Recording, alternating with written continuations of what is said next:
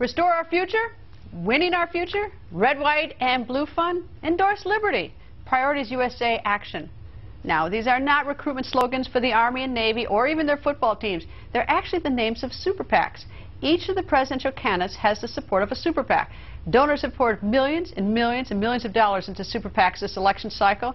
And a 2010 Supreme Court ruling allows super PACs to raise and spend money without limits. Yes, without limits. So big money is a big influence.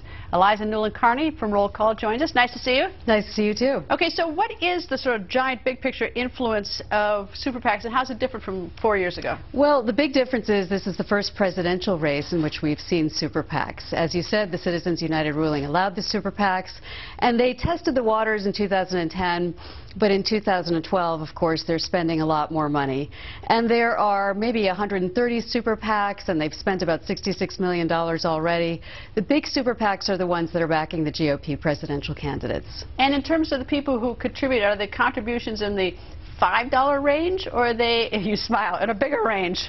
What's really interesting about these super PACs so far is that the large proportion of their donors are millionaires and billionaires from big industries like real estate and investment industry donors and energy industry donors. And Romney's super PAC got at least 10 contributions of $1 million or more.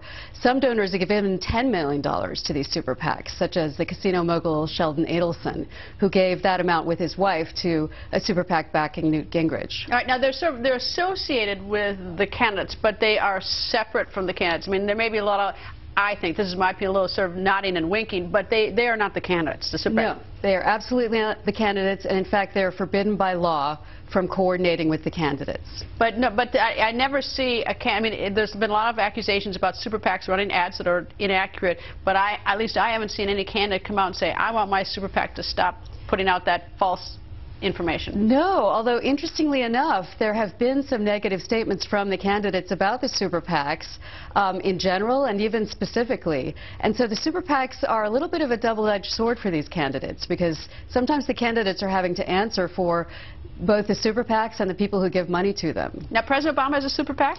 President Obama is backed by a super PAC called Priorities USA Action. Up until now, it hasn't raised that much money compared to some of the GOP super PACs. And some people speculated that's because President Obama didn't really like these entities, had backed legislation to provide more disclosure for these entities, had condemned the Citizens United ruling. But after some recent FEC reports showed just how badly the super PAC backing Obama is getting outraised by some of the GOP super PACs, the president basically sent the signal that he's going to allow his surrogates and even some cabinet members to help raise money for this super PAC. So it appears that maybe, and this is just my opinion, maybe his little sour grapes when that he doesn't like these super PACs because his is not quite as successful. He himself is successful at raising money, but not the super PAC.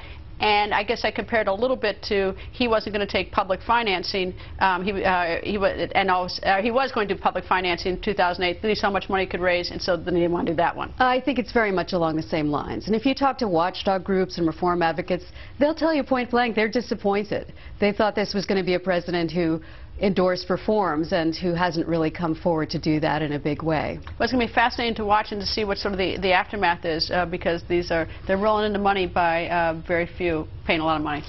This will certainly be an election unlike any that we've seen. They're all like that. That's why they're exciting too. Thank you, Eliza. Thank you. Coming up, the final countdown to